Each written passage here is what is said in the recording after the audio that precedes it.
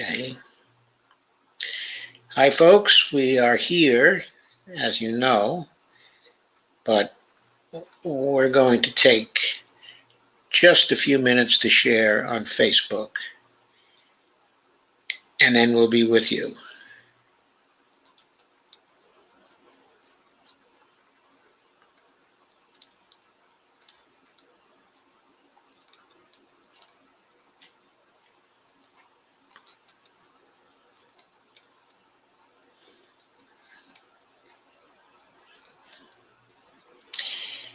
And Dolores and Lana, thank you very much for coming. We have noticed that you are here, and I'm going to thank you in advance for sharing, because I know that you're almost certainly doing that, and I greatly appreciate it.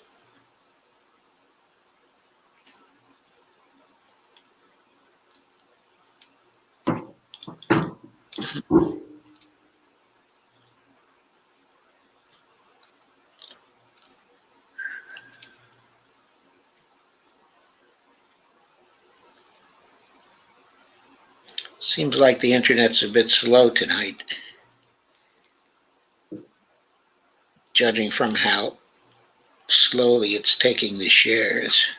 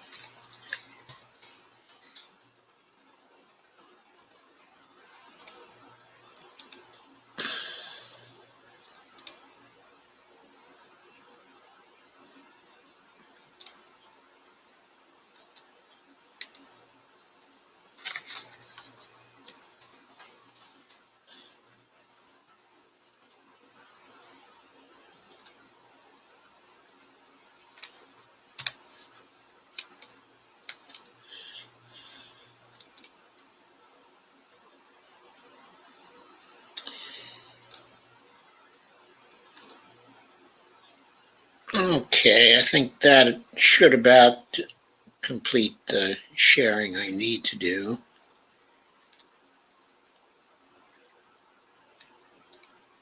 Cool, I just shared on my page as well. Great.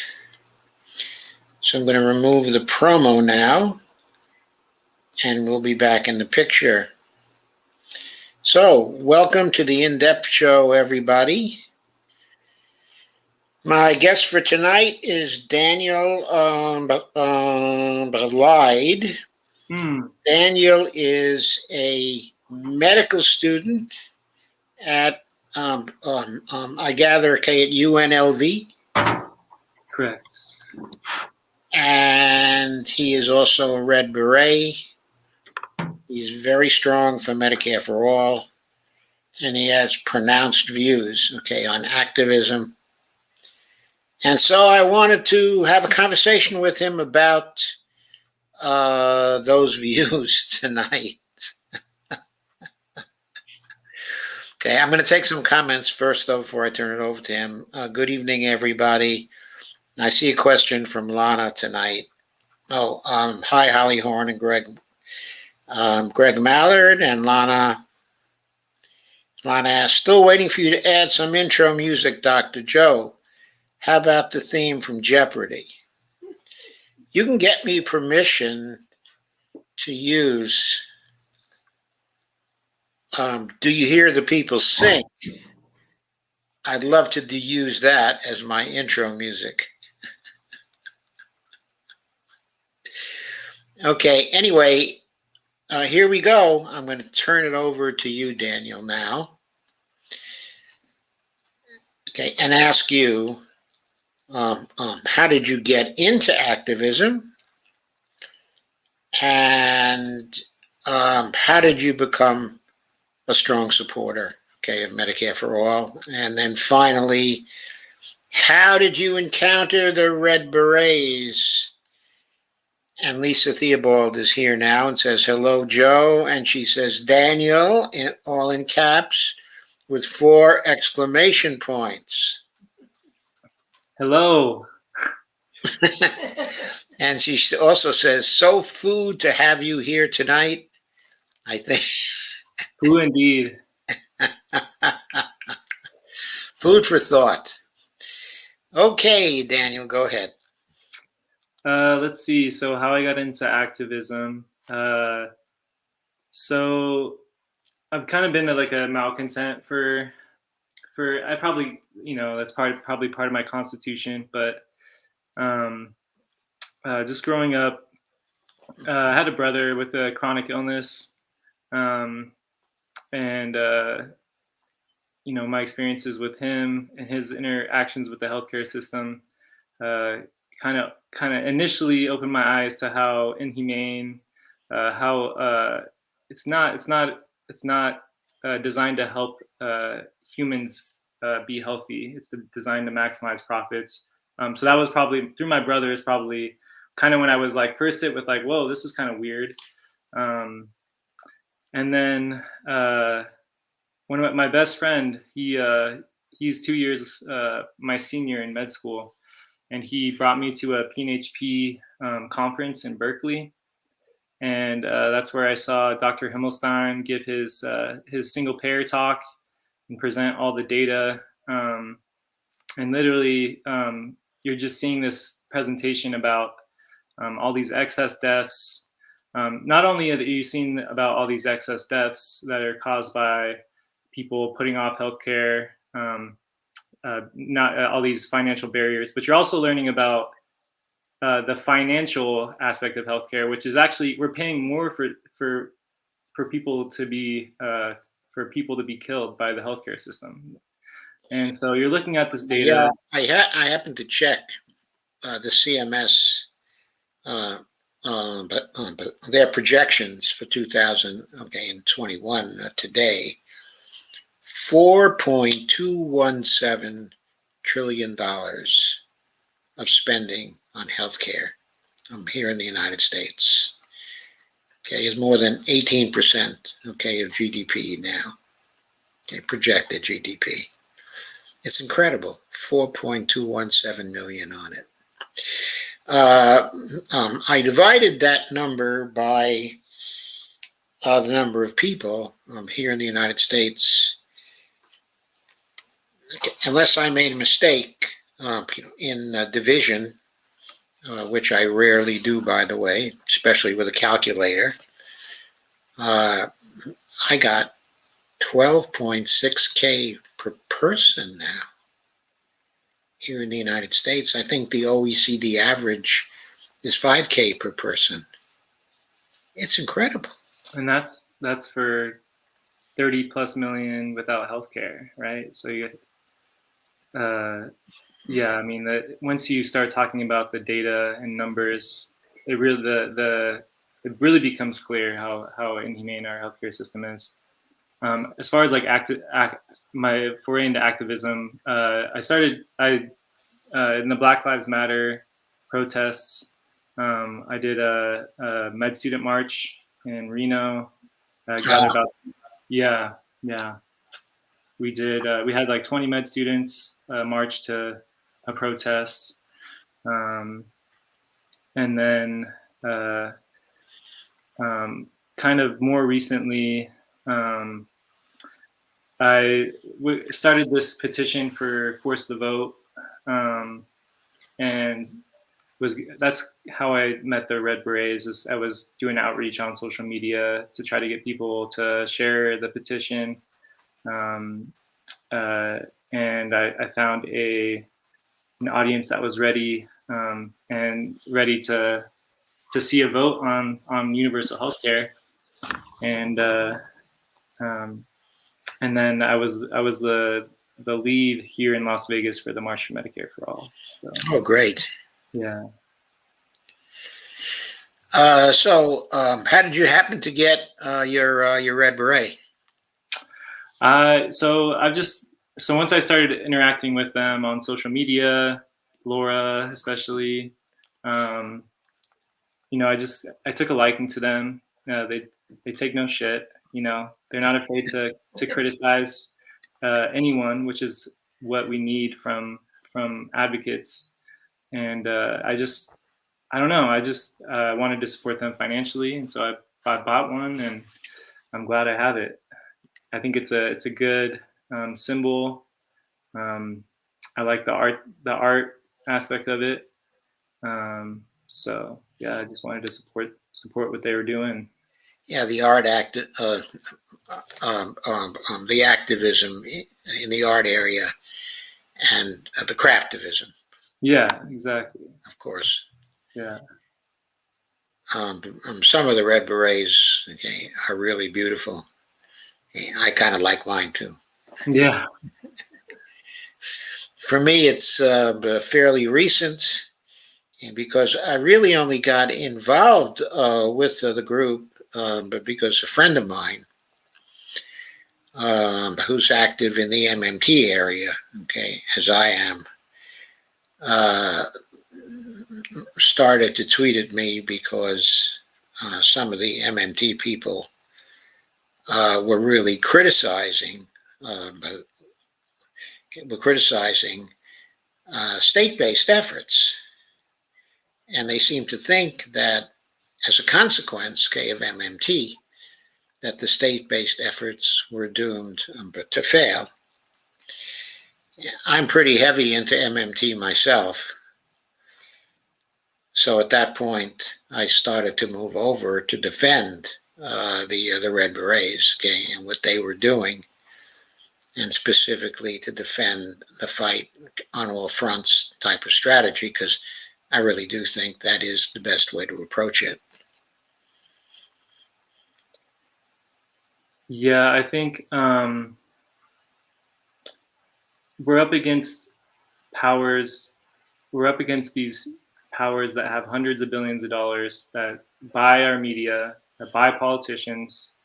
We can get in these philosophical debates, about certain approaches. Some of that can be helpful. However,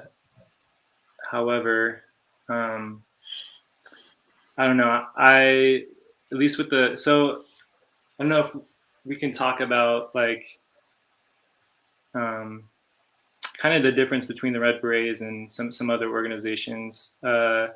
So during the Force the Vote kind of debate, um, some of the this is kind of my first intro into the state versus federal issue is when I was trying to get some of these organizations to endorse Force the Vote, a floor vote in Medicare for All, and some of the leadership was saying was kind of using the state-based approach to. They were like, no, we're not gonna, we have this other thing that's going on. We're going to focus on the states. And to me, that was kind of So you mean people who were for state approaches or state-based approaches somehow thought that excluded them? yeah, they were using their theory of the state-based approach to kind of save themselves out of the ball game for putting any pressure on the Democratic Party who's in control. So that was like my first intro. So I had a bad taste in my mouth. Like I was like, but then I started kind of following the Red Berets and whole Washington, and anytime there's something going on to push forward national Medicare for all, they've been involved. They advocate hard as anyone. They criticize anyone, including Jay Paul, including politicians that no one else in the single payer movement is willing to go after. These people, Red Berets, they're criticizing them, and so um, I also I am also in a different organization right now that has levied criticisms against state-based approaches, but um, I kind of, I don't know. I've advocated to kind of try to get them to kind of back up because I just feel like um, we need to ally with whoever is willing to Yeah. go out for universal health care. You know what I mean? The other organization, okay, that you're involved with is that Students for a National Health Program. No, National Single Payer. It's a newer organization. Who were some of the people who Uh, started the organization? Kay Tillow. Oh, Kay Tillow. Yeah, we just had a debate with her the other day. That's Yeah, I mean these are people who they like I want to kind of steel man their argument just because it's important, right? So these, like Kay, she's from Kentucky. I'm pretty sure Kentucky, and so she's like these folks are kind of nervous about kind of taking taking this state-based approach because historically, whenever you take something to the states, leads to more issues in southern states, discrepancies. And so I don't like I think criticisms can be helpful. I I think think so too. that's why I'm in the organization because I will like they're doing great work. We don't have to see eye to eye on everything.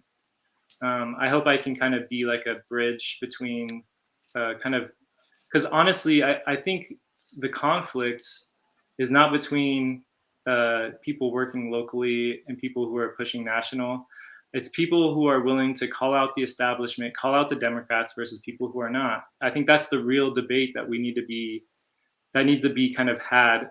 This whole, I don't know how helpful it is to kind of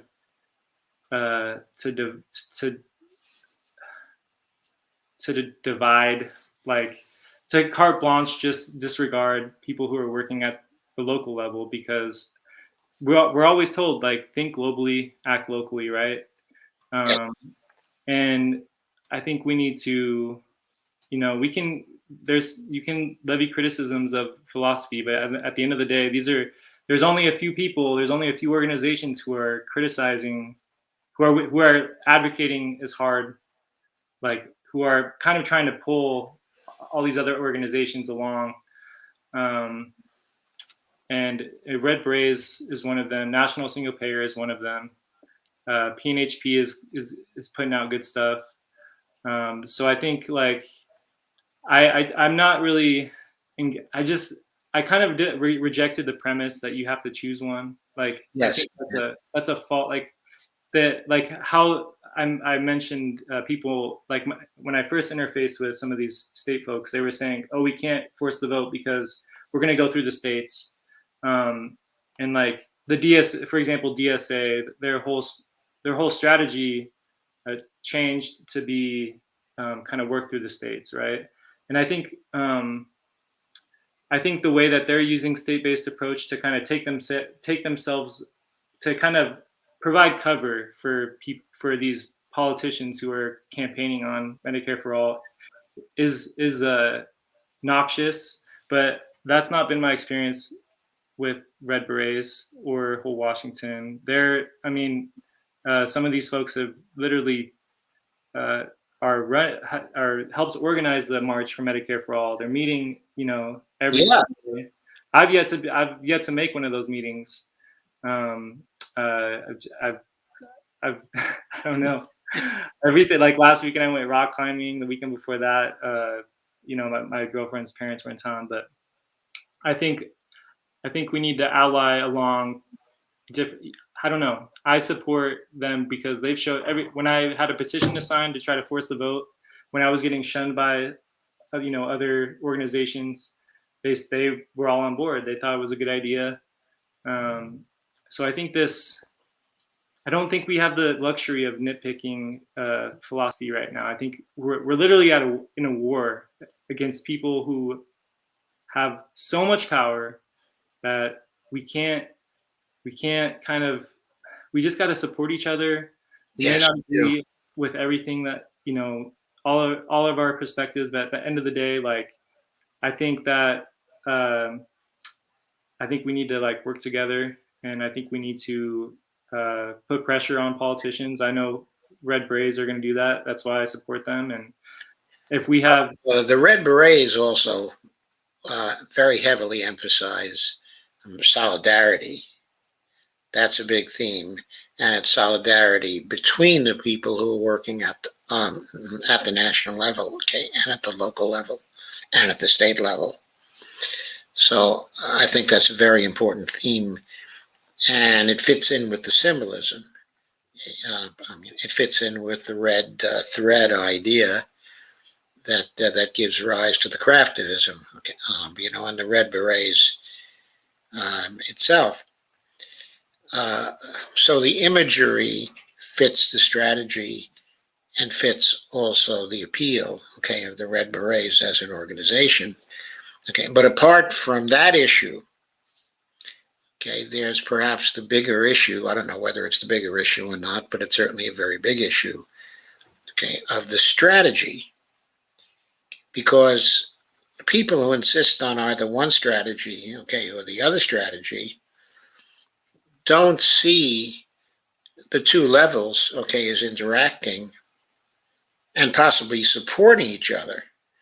The most they see is that the two levels, okay, can interact and perhaps distract from each other or detract, okay, from each other, depending on the language they're using. Okay, and while that's a possibility, that is, I think, within our control. We can work to set things up. We can work to shape the movement so that the state-based efforts actually reinforce the national efforts. And the national efforts, likewise, can reinforce the activism at the state level. And it's important to get those kinds of feedback effects actually going. We have to plan for those kinds of feedback effects to exist. So the different levels of activism are reinforcing each other in the same movement, in the overall movement. no, I understand that. Yeah, I mean, I think all hands on deck. And so the only, like, are we going to ask people not to try to like use the power they have to, make whatever change they can at the local level? I mean, No, we can't do that. no, it just doesn't. You can't. Nor is that a good idea. I think it's okay. I think there's concerns that they've aired that should be addressed, and I think we can do that in a way that's like building a resilient kind of movement that's not just kind of like it's in its own little kind of tunnel vision. But I think there's a way. I think there's a way we can do that. I don't think we need to. I don't think we need to like just reject the premise. I just reject the premise of one versus the other. I think like if we're concerned, like right now they're literally privatizing Medicare as we speak, right? They're doing Medicare Advantage has 40% of the Medicare population.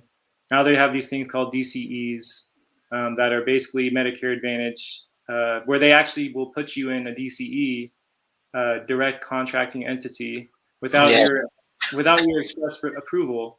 And so they do this contract with your doctor.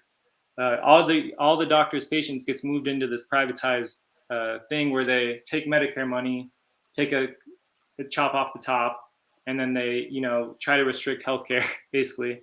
So that's happening. Where there's already a war. Yeah, they try to restrict the healthcare, okay, in the name of profits, because the DCEs are profit-making organizations. Yeah, they're for profit. They're for-profit organizations. By definition, there's. I think the DCEs were the brainchild, okay, of somebody in the Trump administration.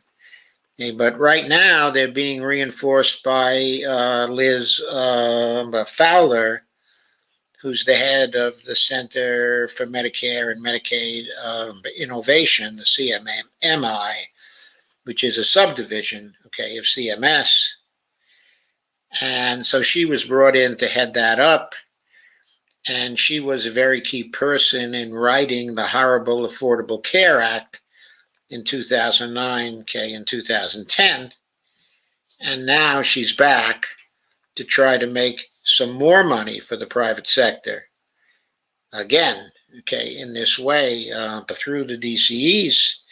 And just to sort of explain a little bit more about this, Dan, well, I'm going to turn this back to you, but could you explain a little more how the DCEs actually work with respect to traditional Medicare people? In other words, those who choose a traditional Medicare program instead of choosing a Medicare Advantage program.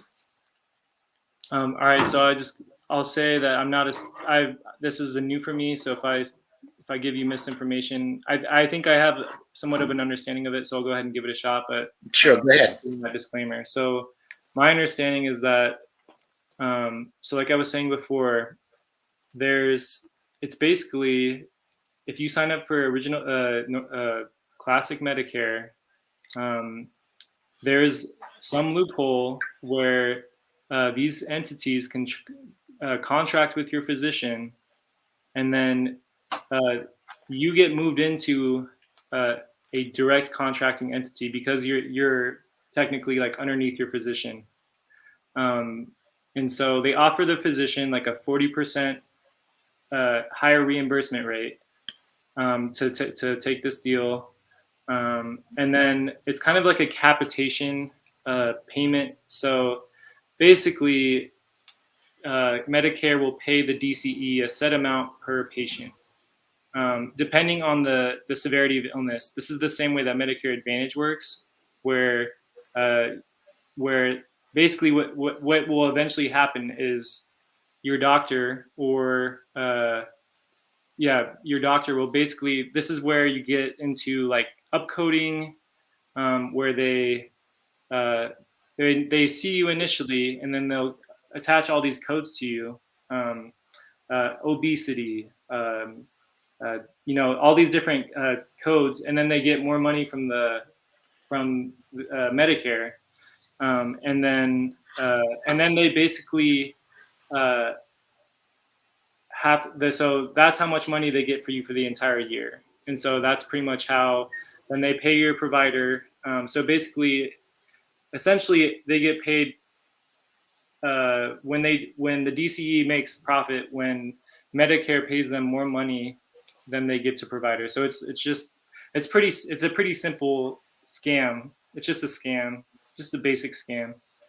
But the basic scam, okay, allows them to basically loot the Medicare program, to charge them more than they would otherwise pay, but then the actual cost of the care, so that the DCE can get a higher profit. And the incentive there is for the DCE to upcode people, so that they can make a higher profit. One of the really insidious things that goes on, okay, is that when people select, okay, a regular Medicare program, they're expecting a traditional Medicare program where they're going to see a doctor, and it's a fee for service. And in many cases, they've chosen that particular kind of arrangement instead of a Medicare Advantage program because they didn't want to get involved, okay, in Medicare Advantage, which operates in pretty much the same way, okay, as the DCEs operate. Okay, and the people wanted to avoid that because they didn't want to have their costs suddenly going up because of the new profit-making schemes that were getting invented by the Medicare Advantage providers, because they too have this profit incentive to continuously raise the costs, okay, on the federal government. Okay, so people who wanted to avoid that and stay in traditional Medicare for just that particular reason, okay, and maybe get a Medicare supplement, okay, but not a Medicare Advantage program, would now find themselves suddenly being placed in a DCE, in the orbit, okay, of a DCE, which then would operate in the same way, okay, as a Medicare Advantage program, and they get put into that situation without having informed consent. They would be sent a letter by the program telling them that kind of thing was happening, but the letter would be written in a combination of legalese, okay, and medicalese, which most people can't understand. Most people would probably ignore the letter, not realizing what how they were getting into. And the DCE program was basically counting on that. Yeah, the opt-out mechanism via piece of mail is like, I mean, you could talk to any psychologist or anyone who knows anything about human behavior, right? You put a barrier in front of them that they have to do in order to opt out, and you're gonna most people, are gonna throw the piece of mail away. They're not gonna see it. They have lives. They're busy, right? And then you're gonna. So it's pretty clear that they're just right. So there's no informed consent. No. I mean, situation. To a lawyer who's corrupt, maybe. Maybe, but a lawyer who's corrupt or a judge who's corrupt, and unfortunately, there are too many of those who are running around today. Yeah, I mean, it's crazy. It's and by the way, this plan, not only is Liz Fowler involved in this thing, okay, but also Ezekiel Emmanuel is involved in this thing too, and he's emphasizing the idea of value-based healthcare, which enters into the way the DCEs are going to operate. Okay, and we know that the indicators that are supposed to tell people whether value-based healthcare is really being practiced, okay, or not, where there is really any increase in value, okay, in the healthcare, that those indicators are so screwed up that they don't measure anything. Okay, if they measure anything, it's the opposite of the concept of value-based healthcare. So that's going on both in the Medicare Advantage program and now would also go on in classical Medicare if the CMMI has its way.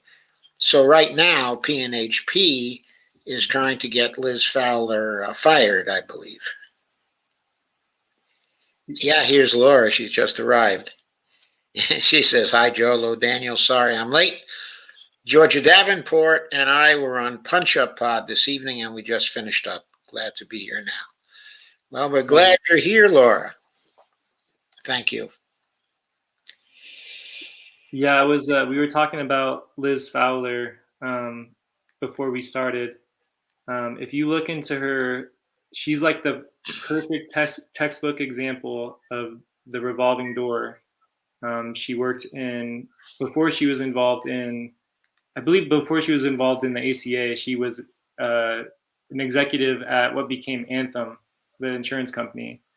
And then she was involved in the ACA, which actually I think set the stage for the whole. As far as I know, it created the CMMI, the Center for Medicare and Medicaid Innovation. Innovation, right? Yeah, the way I heard it though was that before she worked, okay, for Anthem, I'm really not entirely sure of the sequence of this, but in previous years, before the ACA was really a gleam, okay, in anyone's eye, She was working as a top-level assistant, actually, for Max Baucus in the Senate. And rumors were flying that she was not just a top-level assistant for Max Baucus, but was personally involved with him at that time. Then she left there and got involved in the insurance industry and was working for Anthem. And then I had the impression somehow that she got involved with the pharmaceutical company also. But anyway, she came back to Capitol Hill as a lobbyist, working with Baucus to write up and structure the Affordable Care Act. So she was basically having insurance companies and pharmaceutical companies write up parts of the Affordable Care Act for her, and then she would submit those to Max Baucus. Okay, that's how I heard the story anyway. Yeah, I mean, her previous employer, right? She literally went from, it's not like it's this far-fetched scheme, right? She went from being an executive at this company. I mean, it's so obvious. Went from being an executive to the insurance company, and oh yeah, the ACA just happens to be this kind of this thing that makes insurance company profits skyrocket over the next 10 years. That's just a coincidence. And then you're right, she was at Johnson & Johnson, I think the last 5 years or something. And then now she's at the Center for Medicare and Medicaid Innovation. Yes, continuing Trump's program that where he originated the DCE, or some of his people did during the Trump administration. And so Biden brings her into this administration because, of course, he knows her. How does he know her? He knows her through the passage of the ACA. She was instrumental in the passage of the ACA, the writing of the ACA, and she had contacts with Joe Biden then. So that's how he knew her name, and that's how she became one of the candidates who would be considered for the CMMI post. Man, they just go back and forth, right? They just go back and forth, yeah. Running back and forth, and each time they go out to the private sector, they get richer and richer. And they come back to the public sector and they subvert the public sector. Mm-hmm. It's really quite awful. Yeah. And very corrupt. And now we have to do something about this because they will largely privatize the traditional Medicare program if we don't. Really, much as they have the Medicare Advantage program. I have Kaiser coverage here, okay, in the Mid-Atlantic area of the United States.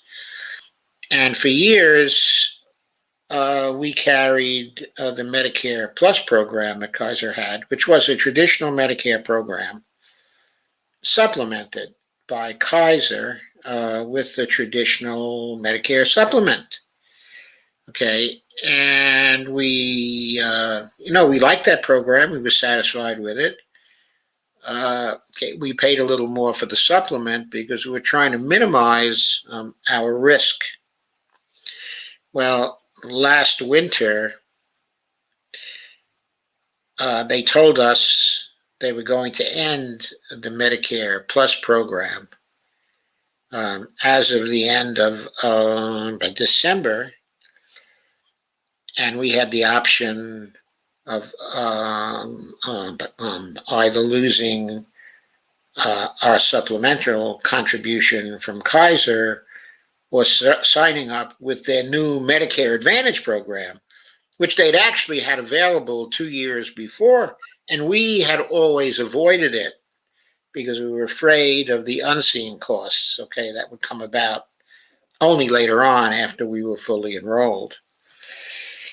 So now we are Medicare Advantage people. We don't like being Medicare Advantage people, but we had been getting pretty good care from Kaiser, and we just felt uncomfortable about going back to a traditional Medicare program with no supplement, Yeah, because with a network that we were not, already familiar with. yes, you can't. So you can't get the supplement, right? If you don't sign up for Medicare, um, like in the first few years, then you kind of lose the ability to kind of get that, right? Well, in our case, Kaiser just ended its Medicare supplement program. In other words, they just said they weren't going to offer that anymore. They were only offering the Medicare Advantage program, so that if we wanted to stay with them, we had to take on the Medicare Advantage program. So we were put in the position of having to make that kind of choice. And since Kaiser had given us very good care up to that point, since about 1994, we were uncomfortable switching away from them. We had had some very serious illnesses during that time, some very serious problems. And Kaiser had done a very good job for us, both for me and for my wife. And so, we had our doctors there, and they were treating us, our specialists there, and we trust them. And so it really wasn't much of a choice for us when they ended the supplement program. We were sort of stuck with the Medicare Advantage program at that point. Anyway, we've always been for Medicare for all anyway, and we're convinced that Kaiser will actually do better as a Medicare for all provider, okay, than they would under the Medicare Advantage program. So I see you're probably looking at what Laura is saying right now. She's saying, Daniel Lide, I received a DM from a project dedicated to running and electing doctors for, quote, putting patients over profit. What is PNHP and PNHP possibly doing to prepare to combat a strategy that apparently has over 100 candidates ready to go? They are for protecting the ACA, but they are very willing to blatantly lie to me in a DM saying, yes, they support single-payer Medicare for all. Yeah, I don't know if I've heard anything about that yet. So I'll have to send a message over to Susan Rogers. For Susan Rogers at PNHP. Yeah. She is the current president of PNHP, for those of you who don't know. Yeah. This sounds like something happening where they're using good lingo, putting patients over profit. But they're apparently sending reinforcements for the ACA. That doesn't surprise me. The amount of money that's flowing through, I mean, these it doesn't surprise me that there's yet another neoliberal organization that are trying to protect Obamacare. But so, Laura, if I understand you correctly, there's a project which is going to run and going to try to elect doctors who are claiming to put patients over profit, but who are in support of the Affordable Care Act. Okay, is that what you're saying, Laura? What's that called when you like put opposites right next to each other? An oxymoron? Yeah, that would be called an oxymoron. Yeah, this is an oxymoron. She says, I'll get the link she ran. She's a doctor. She said they have over 100 candidates. So, Laura, who's funding that organization? And she says, and yes, Joe, that's absolutely correct. That sounds like an operation that's being funded by no labels. Dark money. Yeah, the Dark Money No Labels group, which is really not so dark. I mean, they've been around for a very long time. During 2009, 2010, 2011, okay, in those years, they were trying to start a new party, a centrist party, Oh wow, to replace century the party. Democrats. Yeah, that's what they were trying to do. They were openly trying to draw people out of the Democratic Party and the Republican Party to start a new centrist party. And the whole thing was so oligarchical. It was Mm. being funded by a bunch of the richest of the oligarchs. It was really so transparent. Incredible. Yeah, it sounds like a billionaire project. They just like fund these think tanks, and because I'm like the Democratic Party is like a center right party. Um, so I don't know, man. They're just really they have way too much money. Yeah, well, I hesitate to make generalizations about the Democratic Party because I think that there's a big difference between the base of the Democratic Party and many of the new members of Congress, okay, from the Democratic Party, and the leadership of the Democratic Party.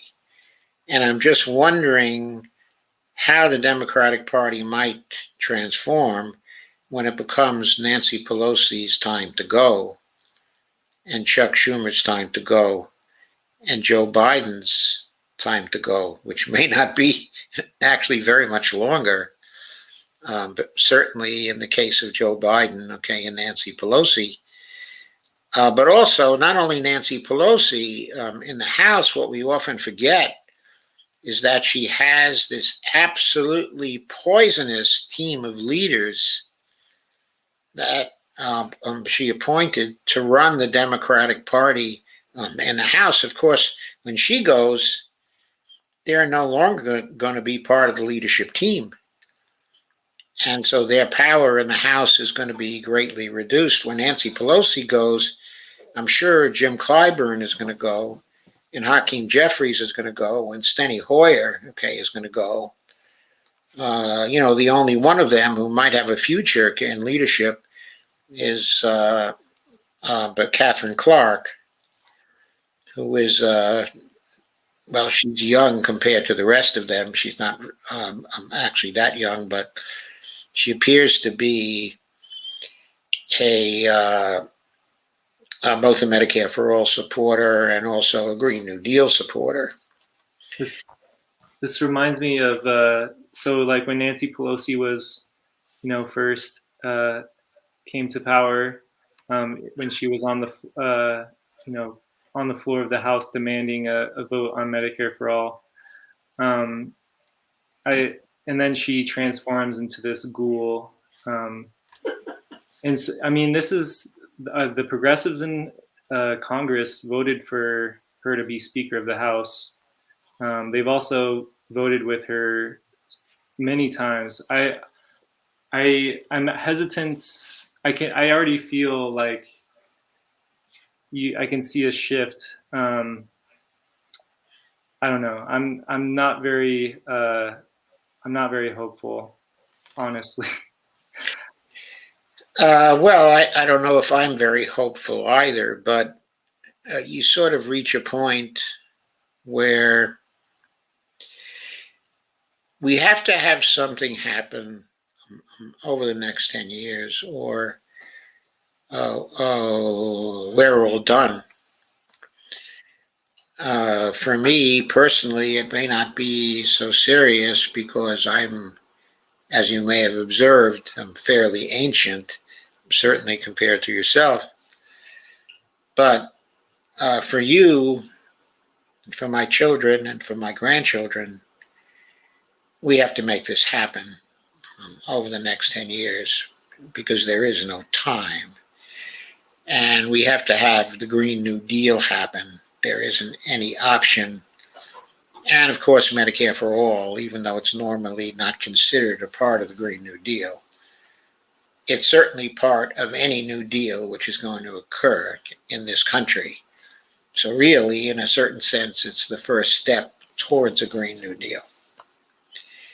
And it's certainly completely necessary that happen. Okay, so Laura says that there's no website. It's just a donate link at Act Blue. She said the group is called Doctors in Politics. Okay, I'll be on the lookout for them and try to find out who's behind them. It probably is the billionaires. So, okay, to get into your own personal activism, Daniel, you've been the leader of student marches before and student protesters, okay, in Reno, you said, I believe. What other events are you planning, okay, at this point? That's a great question. So the last one we did was the march here in Vegas, for the March for Medicare for All. And then Oh, so you were active in the Vegas March then? yeah, I was the lead organizer down here. Oh, I didn't realize that. Well, that's very interesting. So I think I mean they're planning more actions. I've been so buried in school. I've been off Facebook, where I feel like most organizing happens now is on Facebook. Twitter is like for messaging, but Facebook is like if you want to get people to show up to something, like you start a Facebook group. And so I've just been off Facebook. I haven't been so yeah, I'm gonna follow the March folks and see what's in the pipe coming down. And then okay, so Laura says, would love, if it's possible, Daniel Lide, if you can take a road trip with maybe a few friends to come to protest Nancy Pelosi on October 30th in San Fran. But understand, if it's too big a hike. But I'll be there. Thank you for your leadership, okay, and activism, she says. Well, let me check my schedule and see if I can't work that out. I don't think it's that. I mean, I'm down here in Vegas. I don't know how far it is, but I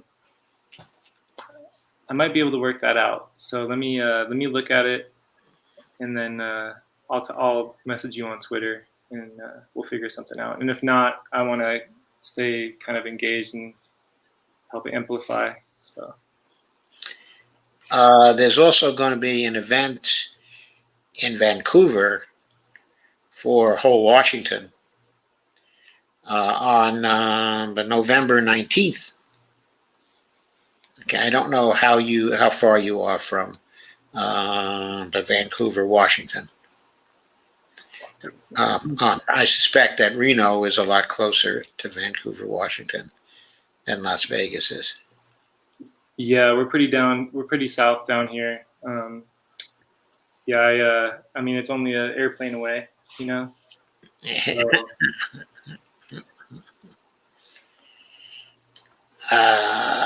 So a number of questions, okay, have arisen.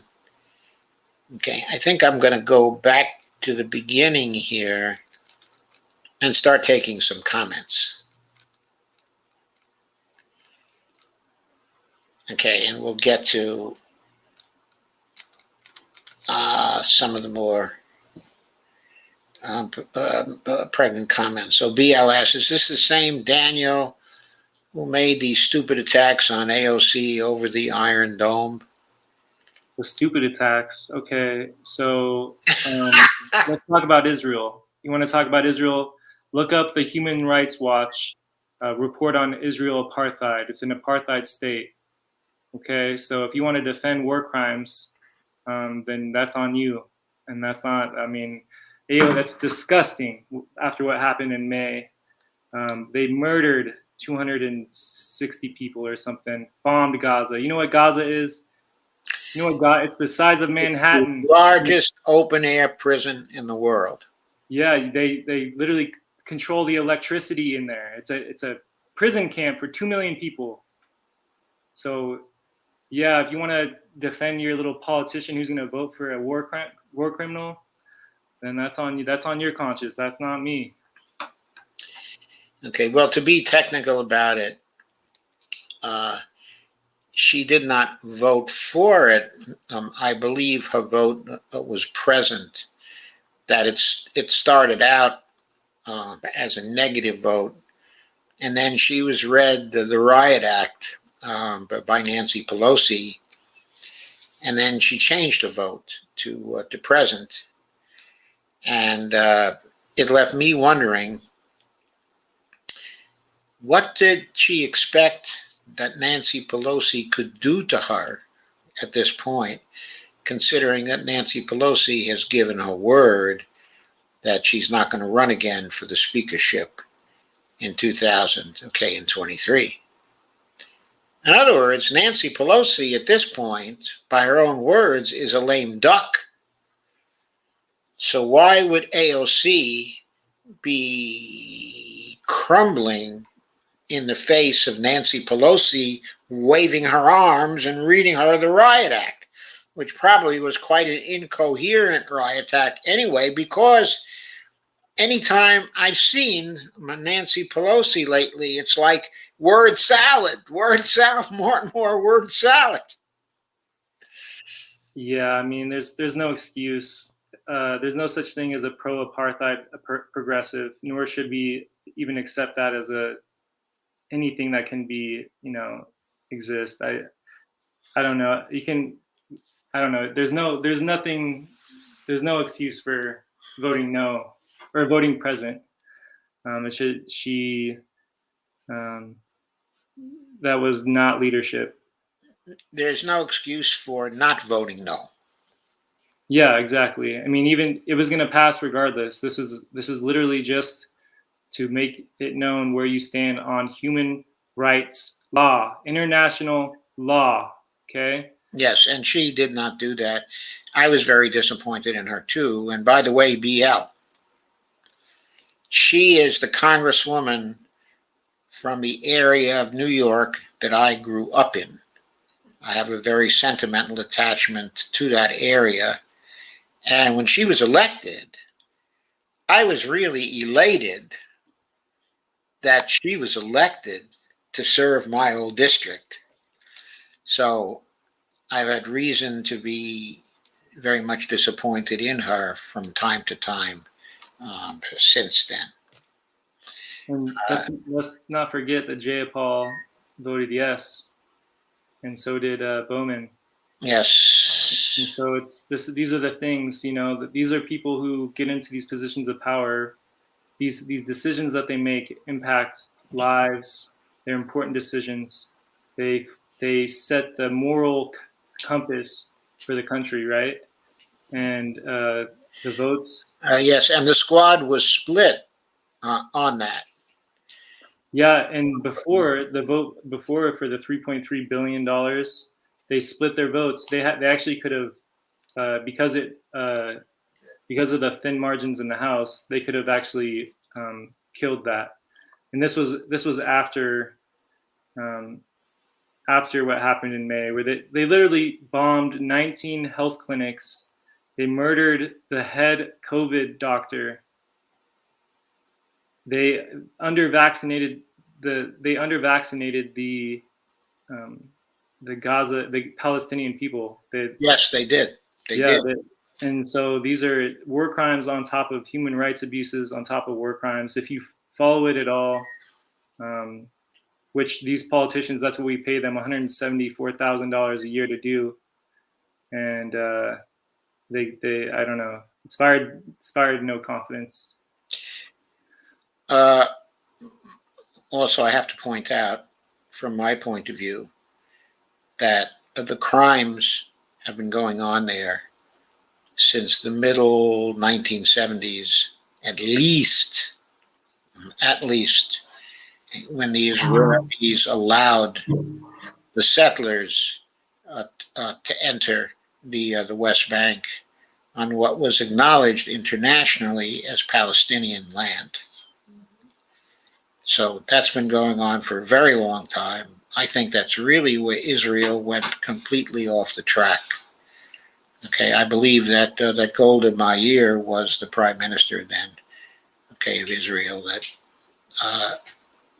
she, who was normally considered to be a fairly lefty person, that but she was the one who really started, who buckled under and allowed the Orthodox people to settle Eretz Israel. So, just a little historical note, but it's been going on that long. It's nearly 50 years when they've been wholesale violating of the rights of the Palestinians. It's been a long time, okay, since Israel was an underdog state fighting for its survival. A very, very long time. And it's been a long time that they've been oppressing the Palestinians. And I think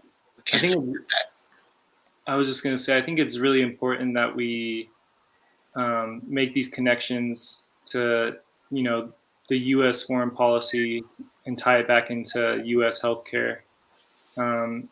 Because, I mean, human rights are human rights. Healthcare is a human right. Palestinian rights are human rights. We're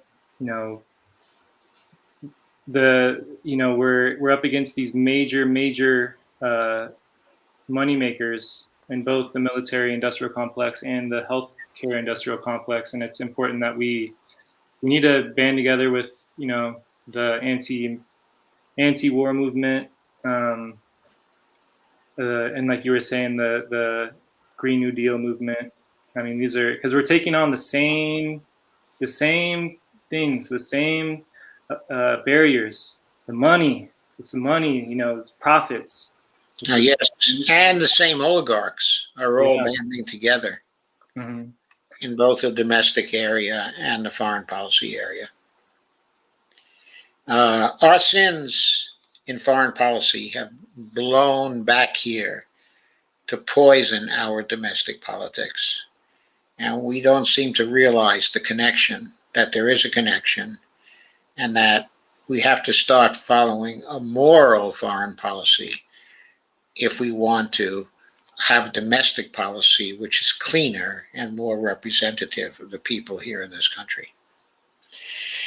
And so Go Start, also known as Steve, S-T-E-V, says the Salvadoran government has to guarantee the convertibility of Bitcoin into dollars for any transaction using $150 million trust established by El Salvador's Bandesal Development Bank.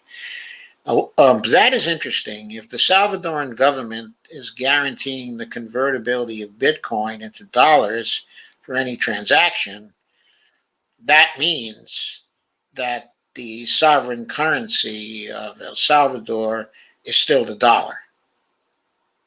If you're going to guarantee convertibility into the dollar, that basically pegs the price of Bitcoin to the dollar. And if you maintain such a peg, you're granting sovereignty to the dollar. That's just an economic fact. That is not a good thing to do. It's just showing that Bitcoin is a commodity and that it's not a sovereign currency. And so Steve said, so your Bitcoin standard, quote unquote, is still just a commodity required to be backed by US dollars. Yeah, he just said that. Right. Good, Steve. Good. They shut up entirely after that. So here we are. Oh, that's interesting. Hollyhorn says, good guess, Dr. Joe. Well, I think so too. And Kay says, where is Daniel Lide from? I said University of Nevada at Las Vegas. But I think he's originally from Reno. Is that correct? Yeah. Okay. And Steve asks, are any nurse unions on board while they still have jobs? On board with what, Steve? Specifically. Okay, I think the NNU still is on board with Medicare for All, isn't it? Even though they've been supporting the Bernie Sanders attempt to expand, to lower the age, okay, for Medicare and expand the coverage for dental, vision, and hearing as well. And Lisa says, not everyone is a good faith actor in these efforts. Let's just be real about that. We need to be fighting on all fronts to make this work. Attacking any grassroots solidarity is a real tell. Would you like to comment on that, Daniel? I think whoever wants to fight for healthcare for everyone, and who's willing to do what it takes, and who, if there's an action, he's going to show up. Like I'm gonna support them, and respect them, and yeah. I mean, there's too many. We need all people on deck. You know what I mean? Yes, we do. We need all of us on deck, from the oldest of us to the youngest of us. Kay says, I heard about that DCE on Hartman's show. Yeah, Tom Hartman has been on top of this, and he's been on top of an awful lot of things lately, really talking about important things. Kay says DCE can take you off of Medigap insurance too. Yes, I believe that's true. And Lisa says comorbidities increase acute severity equals more money. Absolutely. And Laura greets us again, Manchin statement. Quote, I cannot and will not support trillions in spending on an all or nothing approach that ignores the brutal fiscal reality our nation faces. So all I have to say about that, Steve, is Biden could end that talk in an instant if he minted the $100 trillion coin.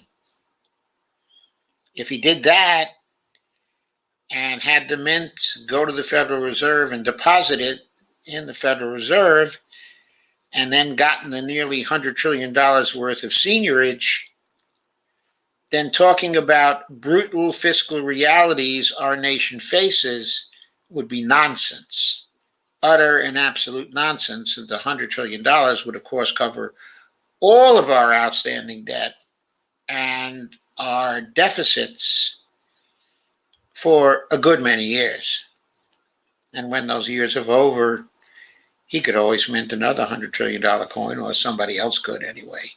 Or maybe they would become real intelligent and start using overt congressional financing, which is when Congress makes an appropriation, it could order the Federal Reserve to place the reserves necessary to spend that appropriation right into the Treasury spending account up front at the instant of passage of the law. And then, of course, it wouldn't be possible for the Treasury to run out of money any longer. And it would all be completely legal and completely in line with the appropriations of Congress. And Congress could order the Fed also to deposit the amounts that would be necessary to repay the debts and the interest due of the United States during the period of the appropriation. That is what is called overt congressional financing. And that's the way to get around Joe Manchin or Kristen Sinema or any of these people who thinks that the fiscal sustainability of the United States is somehow limited because the government can only get money through taxing and borrowing. That, of course, is not true. Yeah, they just raised the military budget to $780 billion. Yes. Yes. And $780 billion over 10 years, by the way, is $7.8 trillion. And here they're saying we can't afford $3.5 trillion over 10 years for things that people need. Well, I mean, I've got the perfect cure for him, which would be why don't we just cut our military budget down to $3.5 trillion? Then there certainly would be enough money for the $3.5 trillion bill. Now, not that one contributes to the other, okay, in any way, but if Joe Manchin has the idea that we can afford $8 trillion, but we can't afford the $3.5 trillion, then that would be another very good answer to him. So let's see, Laura goes through a comment we've already read.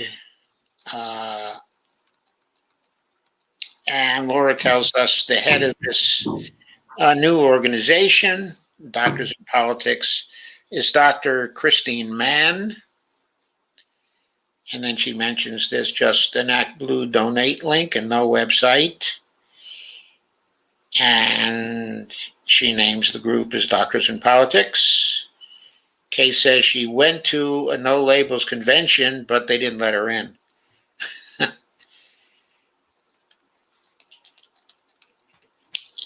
And Lana joins us at 9:53 and says, hi to those I missed, Lisa, Carmen, Shane, Steve.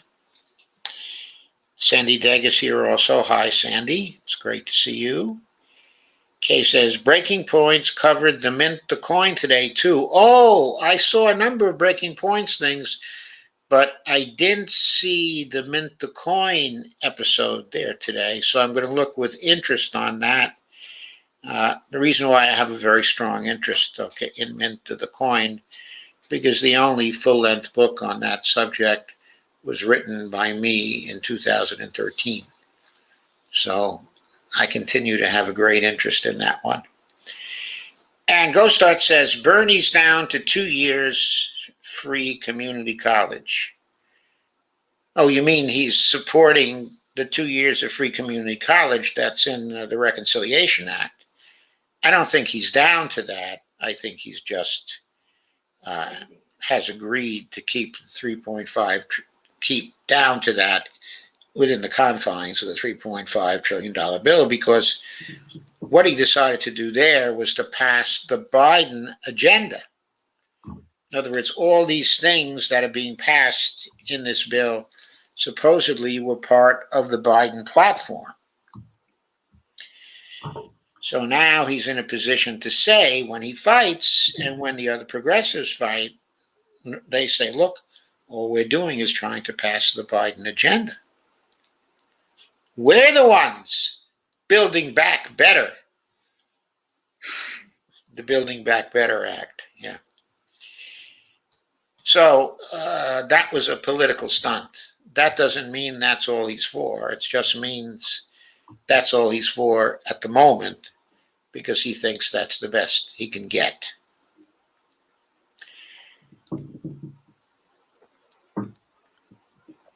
And Kay says, military spending's way out of control. Steve says, Jimmy's bringing the ruckus, many lack.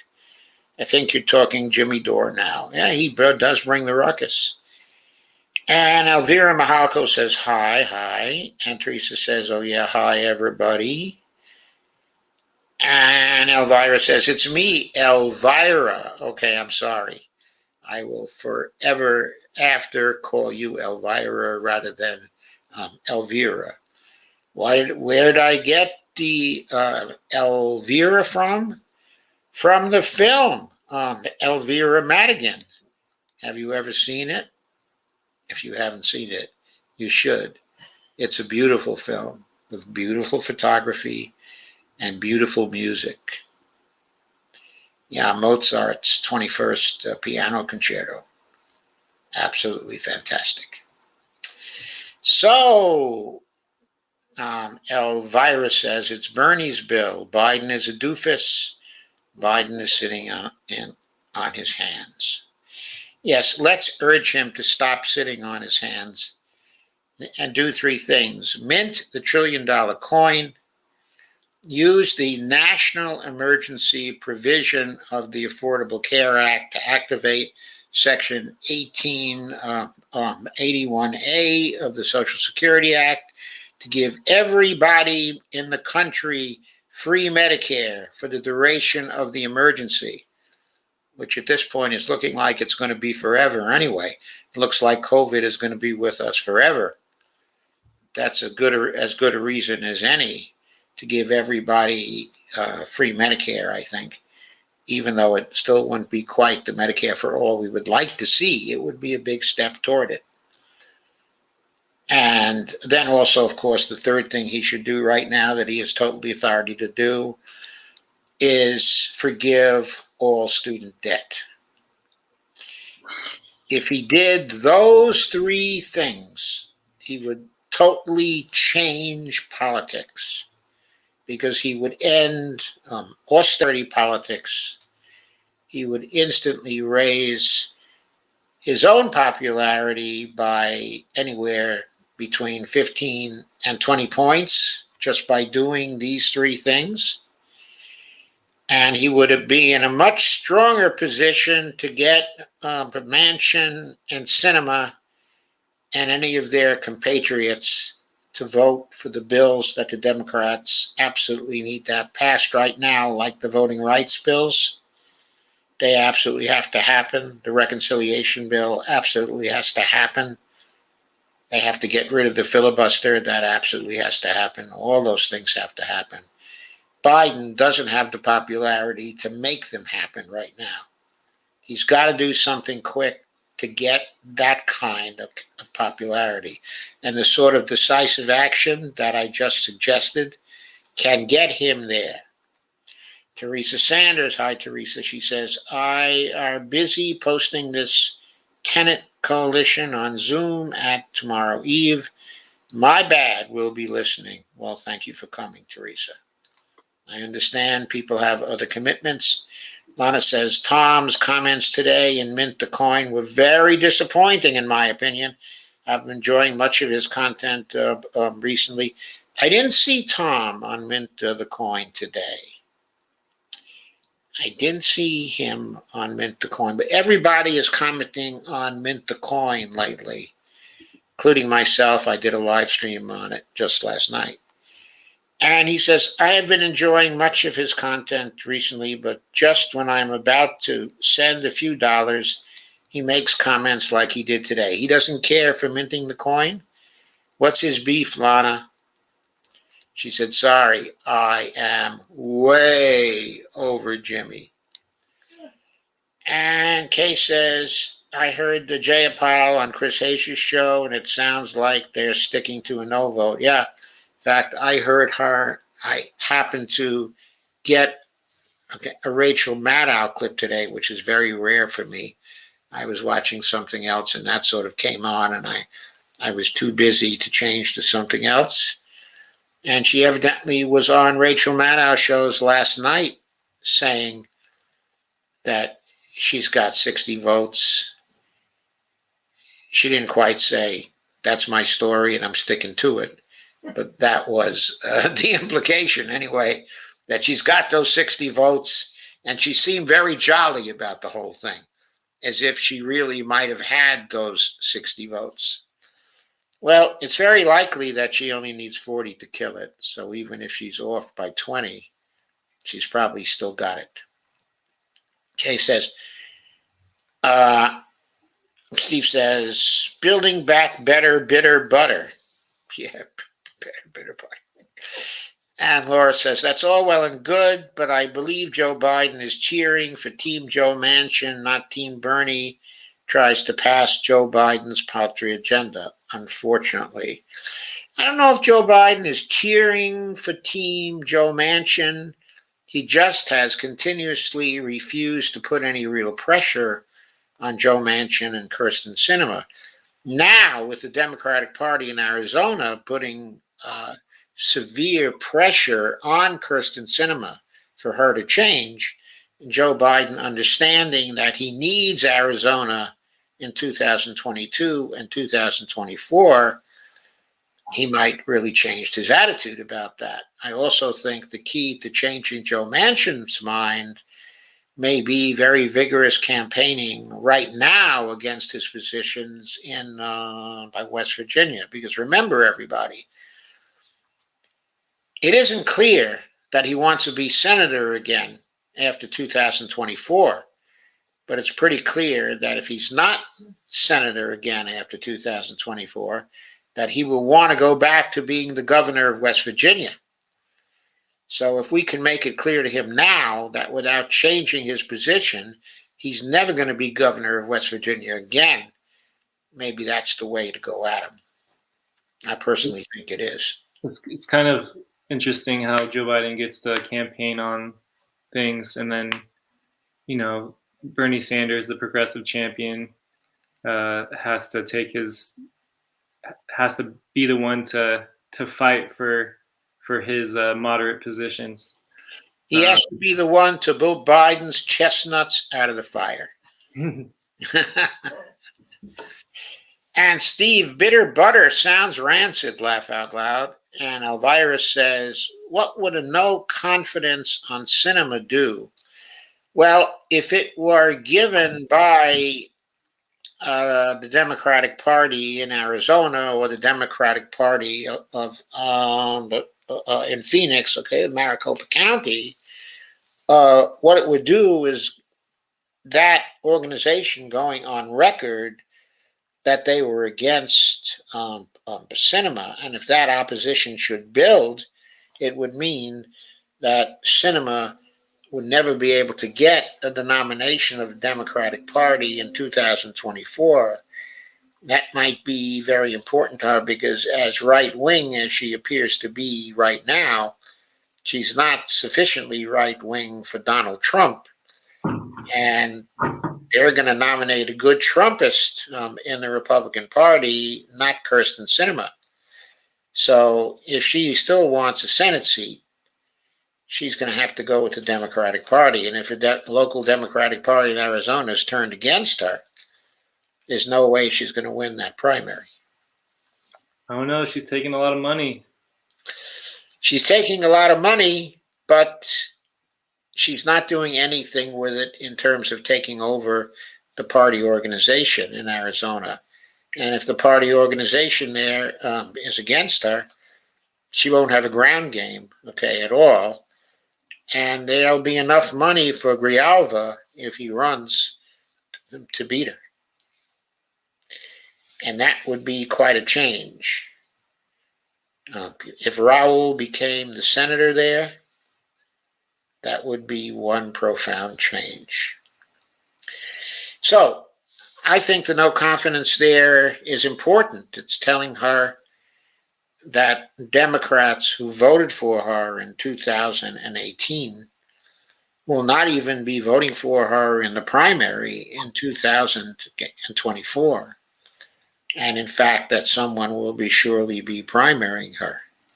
And I think they will. And Teresa Sanders says, oh, yeah. Do you know about the Our World and Data website? Yes, I do. I am the only dodo who just found out about it. Just FYI, collects all kinds of statistics from all over. And you can do comparisons, wink, wink. Take a look at the US, Israel, and India COVID stats. Shocker. Well, I've been using the Worldometer site, and that too has very good capacity to compare countries. It's very easy. You just go down a column. And yes, the differences in fatalities per million in those three areas is a shocker because, of course, the USA is way, way, way up there. Israel has substantial fatalities per million. And if I'm not mistaken, the lowest of the three nations by far is India. On the other hand, people do not necessarily trust the statistics in India as much as they do those in Israel, in the United States. I'm not so sure that's such a valid opinion myself, but it may be valid to some degree. What I find to be most interesting at all is that the stats say that China has only 3 fatalities per million. There are lots and lots of people who doubt that. I'm sure almost everybody doubts it. But I really wonder why they would, because the Chinese jumped on that, and they were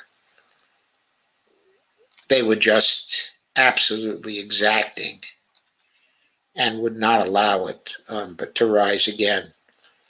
There are only very few countries that have approached COVID so aggressively as China. And I can well believe that they have only 3 fatalities per million. After all, New Zealand, whose statistics we trust, is running at 5 fatalities per million. So it's perfectly possible that China could have had only 3 fatalities per million.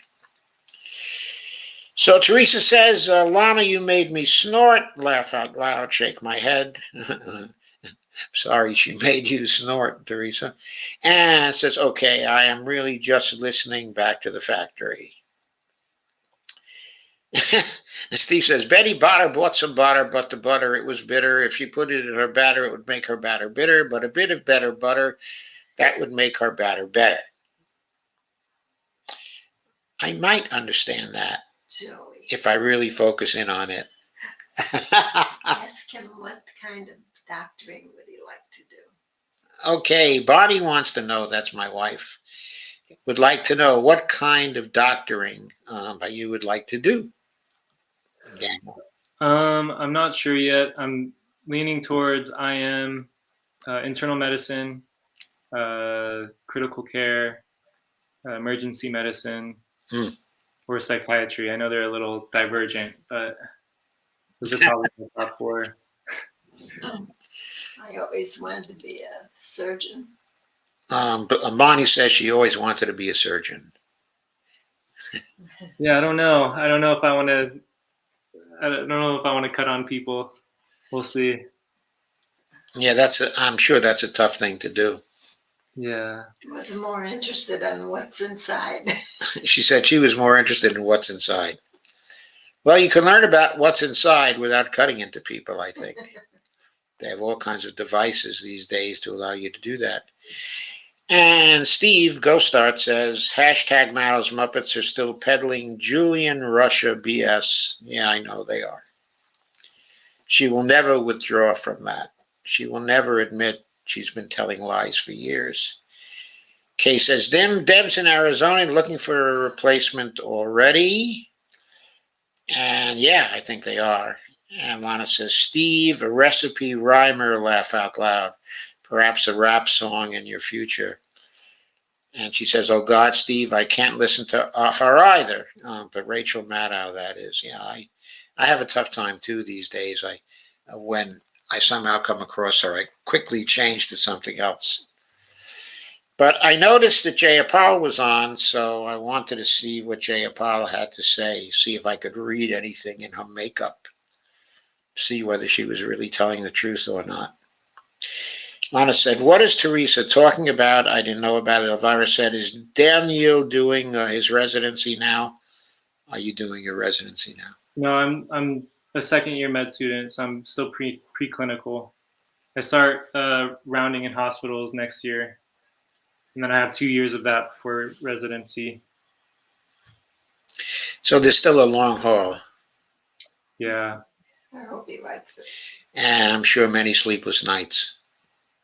Yeah, I think I really want to fix the healthcare system because it's not only is it bad for like people in general health, but also it's just bad for physician well-being because you have to work with people who can't afford the treatment that you're going to give them or who can't go get in to see the doctor that you want to send them to. So I hope that we can get this system all squared away. Probably not. I think one of the aspects of getting the system all squared away is increasing the supply of doctors, right? Yeah, I think generally there's per capita, we have a pretty low doctor rate here. Compared to other countries, compared to, let's say, France. Yeah. But also, even compared to Canada, we have a pretty low rate, right? I don't know. I honestly don't know those statistics very well. Yeah, we could probably look that up though fairly easily.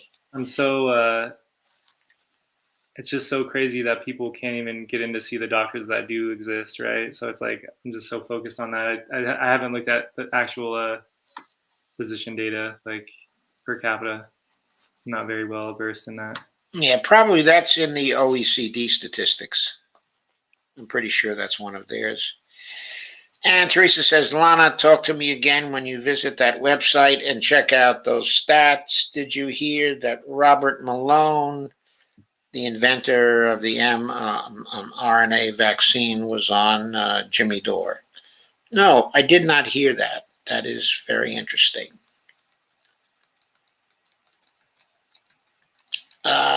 Let's see. I scrolled down a little too fast and missed some comments.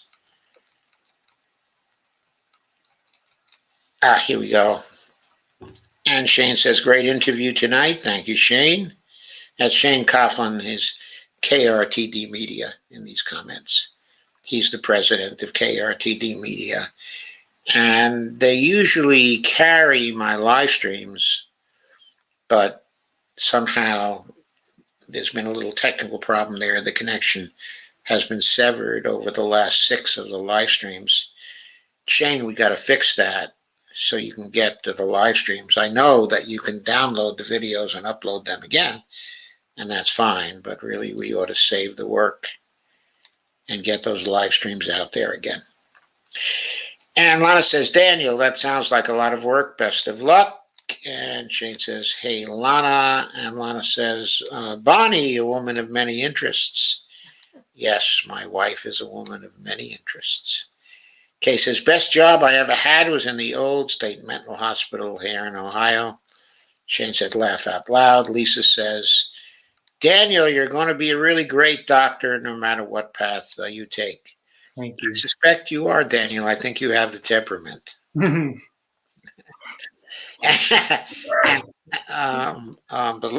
Lana says, hi, Shane. And Shane says, hey, Lisa. And Teresa says, it's the ivermectin information I'm talking about that is given credit for the low stats in India is being suppressed in the USA. I am vaxxed. I'm vaxxed too. And certainly, but Mr. Malone is not an anti-vaxxer. Please just listen to him and check out with an open mind. Oh, is he saying some good things about the ivermectin-based therapies? Because I've also been looking at some live streams that went over the Indian situation, their distribution of kits that contained ivermectin to many of their citizens. And that was evidently very successful, in Uttar Pradesh, which is the largest of the Indian states. I think it has something like 220 million people in it, which is more than 2/3 the size of the United States in population. Just an interesting statistic. Lisa says, hey, Shane. And Laura says, how early on did you decide you wanted to be a doctor? And has discovering just how entrenched we are in a system that's designed to put profit over human lives discouraged or strengthened by your resolve? Interesting question, Laura. Yeah, I think I always knew, but I didn't make up my mind. I thought I wanted to be a counselor, and I worked in in rehabilitation for a while. But then I think I wanted to be. I don't know. You see people who get treated poorly by physicians or who get treated poorly by the system. And so just seeing that, I just knew I wanted to be the person on the other side who was treating patients good. And also in terms of seeing the system, I think it's only strengthened my resolve. My other profession that I was considering was law, just because I can be a little argumentative, and so I think seeing something that we you look at the data, and you can kind of figure out things aren't right, and it's really you get to have a lot of arguments, is what I'm trying to say, and so I'm excited. I mean it's indefensible no one can stand there and defend this system. Yeah, I'm excited to get in the field and to be kind of throwing elbows around. I know there was another question about the AMA somewhere, but I think, as a physician, I'll be able to kind of, maybe take on some of these corrupt institutions within medicine, including the American Medical Association, which has consistently been on the side of corporate profit. Never have stood up for it. It was against original Medicare, so it never stood up for patients. It's just a simple lobbyist organization. So yes, I know. Yeah, so I'm excited. I think like, at least in my class, there's a lot of like-minded folks. I think it's pretty clear that there's not many that are like as aggressive, as like interested in advocacy, but when I did that force the vote letter, I had about 15 maybe people at my school sign it, 15 med students. So yes. Good. Yeah. Okay, so Teresa remarks to Lana, I think, talk about you being over Jimmy Dore, Sherry. I'm not sure I caught the full meaning of that. It's probably between Lana and Teresa, who are good friends. And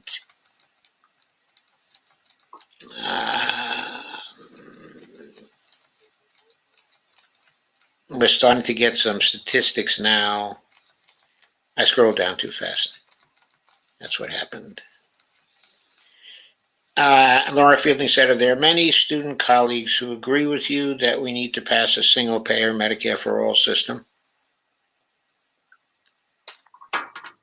Yeah, I think there's, medical education is full of propaganda, subtle propaganda. There's a lot of, so I think I think there's this desire for change, that people know the system's not right. I think that, there hasn't really been a good explanation of healthcare policy in our school. Like, people aren't well versed in, in that sort of thing. So I think it's an omission that is pretty consistent in other schools. I think so there's a lot of people who know that we need change. I'm afraid that if we don't have strong advocates that they can get behind, and then they can be misled.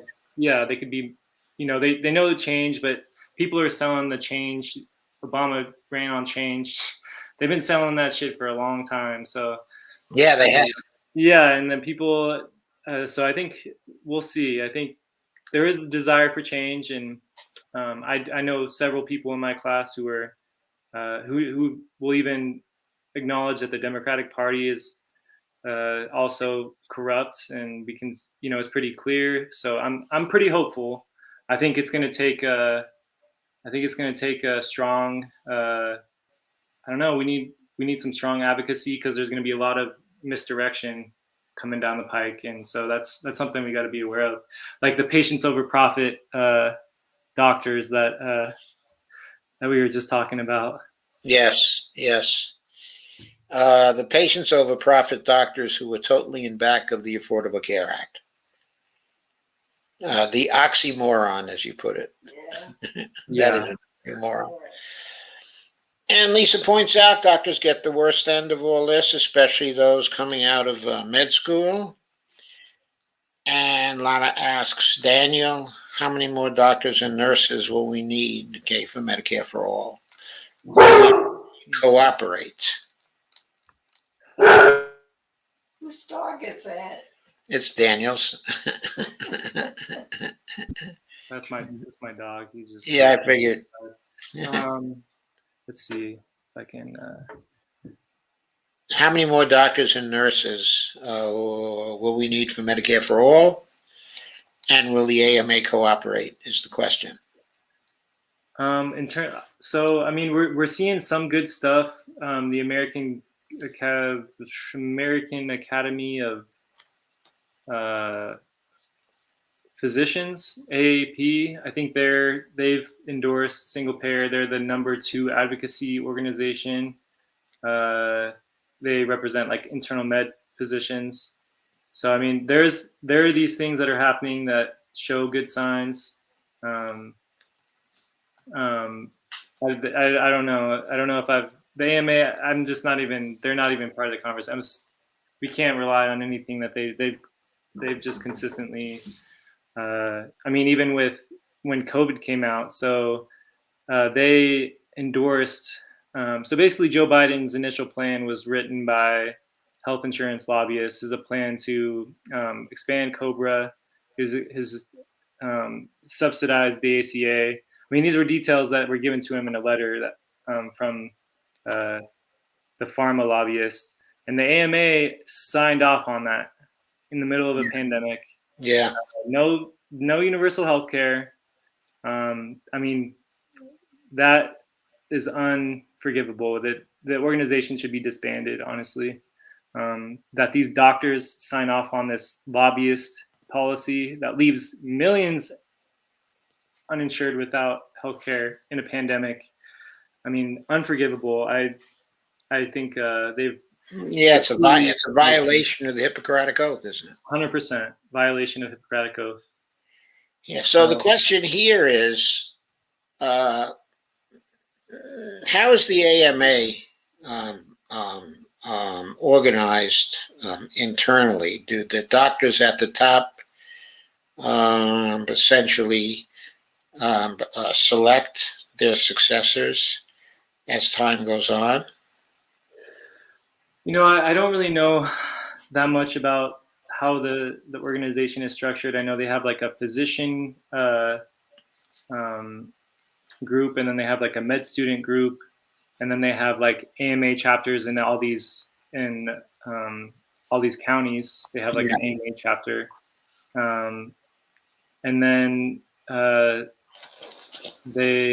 guess some group of the AMA takes these votes, and then so it's definitely not like a democratic. I mean, it's all like, you know, these people get put in these positions, you know, by know-how or whatever. I mean, this is kind of how a lot of these organizations work. Is, you know, these people who are on these committees, these steering committees, and then these organizations kind of move away from any sort of democracy, and it's kind of turns into an oligarchy. And I think that's kind of what the AMA is. But even, I mean, there's other organizations that I've interacted with where if we were to take a vote on something, for example, force the vote, right? If we would have taken a vote in a membership vote, they would have endorsed it. But then there's heavy-handed the people in the leadership who are interfacing with, you know, these politicians and who are kind of like directing the energy of the group. I know I'm speaking kind of vaguely. I just don't want to. I don't want to start. I don't want to like talk too much. Start a war. Yeah. But I've seen that many times in different organizations that I've interacted with, and I think that's how the AMA is too as well. Yeah, the iron law of oligarchy. Yeah. So Dolores Pierce says, I watched and shared the Jimmy Dore show in reference to the mRNA vaccines. And Teresa says the USA was rated dead last in healthcare for the 7th year in a row by the WHO. Out of the 71 developed nations. And we were dead last in healthcare for the 7th year in a row. Yep. Among 71 developed nations. I mean, I thought it was something like 38 developed nations. I had not seen that last out of 71. That's interesting. We're number 71. We're number 71. And so Shane says Canada has 2.7 doctors per 1,000 people, while the US has 2.6 per 1,000 people. The U.S. is tied with Norway, Shane says. And Sandy Degg says, no surprise there. And Shane says France has 3.2672 doctors per 1,000 people. So France has considerably more doctors, Canada slightly more doctors, and Norway pretty much the same. And Lana says, I think ivermectin is good for prevention if done correctly until a vaccine is available, okay, but not instead of. I don't know any of the people who are advocating for ivermectin or simply discussing ivermectin, on YouTube. I haven't heard even one of them say it should be used, okay, instead of a vaccine. I've heard them talk about it as a prophylactic. I've heard some of them speak about it, okay, as an antiviral. But I haven't heard anybody speak about it or suggest in any way that it should be a substitute for vaccines. In any case, in a good part of the rest of the world, the problem is they cannot get any vaccines. So the vaccines are unavailable to them. So then the question of whether ivermectin is or is not effective becomes a very, very important question.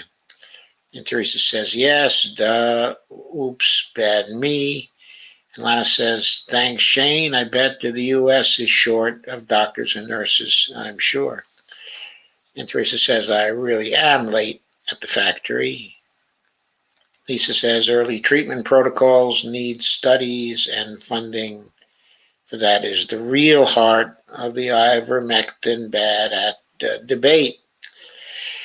Yeah, they do need studies and funding, and the ivermectin people, of course, have not been able to get funding because all the funding seems to be going to vaccine development. So you can't even get a tight scientific study, of ivermectin out.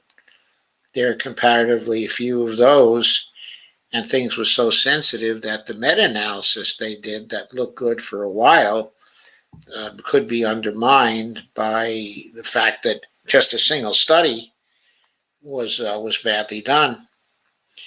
And Shane says that the U.S. has 17.6 nurses per capita. And Lana says, sorry, Shane, I see you gave the U.S. numbers. Kay says, I learned so much about people working at the mental hospital. And Elvira says, people need to stop bringing up ivermectin. Dummies, stop ingesting the stuff. And Lana says the anti-vaxxers want to use ivermectin instead of the vaccine. Yeah, they want to use anything instead of the vaccine, but it doesn't matter if it, wasn't ivermectin. It would be something else. They'd still be talking about hydrochloroquine. And Jeffrey Denton says, people just aren't bringing it up. It's being delivered into the media for the purpose of exploitation and division. And Bostad says, any news on the Novavax front? I hadn't heard anything about whether the Novavax vaccine was ready. You know what I'm interested in? I'm interested in how soon the Cuban vaccines, are going to be ready. The trials going on in Cuba were pretty promising for some of them. And from the standpoint of what's going on in the international sphere, if anybody is going to make their vaccines freely available, it's going to be the Cubans. Yeah, it just so happens that we placed new sanctions on Cuba as soon as or right around the time that they developed a successful vaccine. Yeah, because, of course, protect the pharmaceutical companies. Yeah, what a coincidence. Kay says, my new doctor keeps telling me I have high BP, but really it's only when I have to go there. That's interesting. Oh, so you're taking your blood pressure at home and it's fine? Is that what you're saying, Kay? Teresa says, no one says not to get a vaccine. Of those I am following, they do say not to take the boosters as they don't address the new variants. I don't know if they don't address the new variants. It's been a really kind of a hot topic of debate. The argument's really been, I don't know how the data, if they've had actually good data that shows the benefit, but beyond that, it's people giving, there's these countries that have really, really low vaccination rates, and COVID is just going through there. And can potentially increase the mutation rate. So it's like, should we be giving third vaccines, or should we be distributing vaccines to countries who are who are literally just kind of producing variant strains? Right, or there is a third option in there too that should have been exercised long, long ago. And that, of course, is the option of taking the IP away from the drug companies and making the formulas freely available to the world, and taking advantage of the manufacturing capability of some of the other nations so that there's no longer a shortage of vaccines anywhere.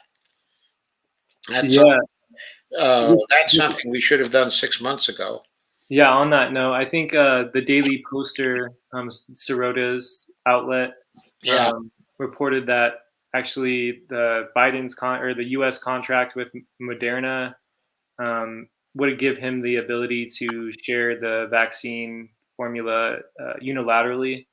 Yes, which may very well be the best of the vaccines, and he could make it available to the world. Yeah, so while he's like, oh yeah, we support the TRIPS waiver, or we support the waiver, he said that after he was pressured a while back, and then now he gets the scapegoat the UK and what was it, the UK and Australia, but Australia also supported. So I guess it's just the UK now, or is it Germany? I can't remember. But supporting what, the TRIPS waiver, but really it doesn't matter. He could do it unilaterally. So you take this complex situation, and then you're just like, no, he could actually just give the vaccine formula, the Moderna vaccine formula, because of the contract that they have with the U.S. and he doesn't. It's just all a game. It's just crazy. There are so many great things that he could do that he has the authority to do. This is another one of them. And, he talks about, or people talk about, the new FDR. FDR would have long since done all of these things. Okay, because what FDR did is he threw everything against the wall to see what would stick. And Biden is so slow at doing anything different, or anything new. There's just no comparison to FDR. No, it's propaganda. Yeah, it is propaganda. Biden's a socialist too. Mainstream propaganda. Oh yeah, Biden, being a socialist. Yeah, some socialist. Okay, says Cuba has many vaxes. Yeah, I guess they developed, I believe, 5 vaccines now, but not all equally effective. Kay says, yes, my BP is fine. And Lisa says the Cubans have entered into agreements with several countries that can't get vaccine. They're supposedly ready. I saw a report on that Tuesday. Well, it would be wonderful if they could get that out to the world. Boy, I so hope that happens. We would emerge with total egg on our face, and they would probably get a sufficient amount of international support that it would be impossible to sustain the sanctions against them, and they deserve that. They really do. They really do. Teresa says, however, they speak of the temporal stats of giving ivermectin in the areas where COVID is reduced without advocating it as doctors, but it's fairly wink, wink. If by the temporal stats you mean the changes in the statistics over time, okay, in areas where they're giving ivermectin, and that those seem to indicate there's an impact. Okay, I wonder if that's what you're talking about, Teresa Sanders. Okay. And Lana says, it makes me sick, pun intended, that the drug companies were allowed to protect their patients while people around the world die. I'm sorry, their patents while people around the world die. Yes, it makes me sick too. And again, that's Biden. He could have ended that. He has the authority. He could have used the World War II authority to make the patents available to the world. That law is still on the books. He didn't use it. Lana says, Lisa, good. And Teresa says, yes, there is a time correlation. Elvira says the vaccine should be made available to everyone around the world, but Biden is not going to push for that. Biden is caca. And Teresa says, again, compare the USA, highly vaxxed and boosted Israel and India. Jesus, I'm not going to argue with anyone. You can either use your brain or let someone else. But you do need critical thinking skills and personal research. Couldn't agree more, Teresa. Okay, I think we've reached the end of the comments at this point. Is there anything you'd like to say in closing, Daniel? Let's keep organizing. It's going to take all of us to kind of reach out and build connections with people and keep having these conversations and keep speaking truth and to the people in your lives. Building connections with the anti-imperialist movement, the environmental movement. We need, because either we can fix this and we survive, or we're just going to let we're going to let the profiteers destroy our world and withhold healthcare from us still. So I think let's get in there. Let's do this. Okay, thank you very much, Daniel. This has been a great conversation. It's been a real pleasure to have you on. Dr. Firestone. And I will certainly have you on again. And I'm Joe. All right, Joe. Okay, I have a PhD, but it's in international relations and comparative politics. Oh, you still get a doctor? Come on, bro.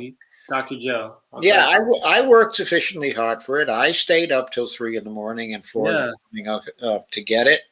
Yeah. And I got mine when it wasn't so easy to get a PhD. Anyway, that was back in the 1960s. That was an ancient time ago. Mm. And Laura says, thank you for a great discussion and show. And Laura says, thank you very much, Joe. And Daniel Lide, I really appreciate and enjoyed this conversation. And thank you, Laura, for setting this up and kind of making it happen, too. Yes, right. And for suggesting it. Yeah. To me, Laura, that was an excellent suggestion. And Lisa says, good night, everyone. And Sandy Deck says, thank you, Daniel, Joe, Bonnie, and everyone. Yes, thank you, everyone. And Jess, especially with the militarization of the police departments that nobody asked why it was never being done in the first place. And Laura says, future Dr. Lide says, I can call you Dr. Firestone. And Laura says, you're welcome. So on that note, let's end it. Good night, all. Good night. Have a wonderful night. And I'll be back tomorrow night. By the way, my guest tomorrow night is going to be Laura Fielding. And we will be talking about the fighting on all fronts strategy and going into that even more deeply than we have in the past. So I think that's going to be a very good discussion tomorrow night. So I hope to see you all then. And we love you, Kay. You have a wonderful night. Okay, good night, all. Good night.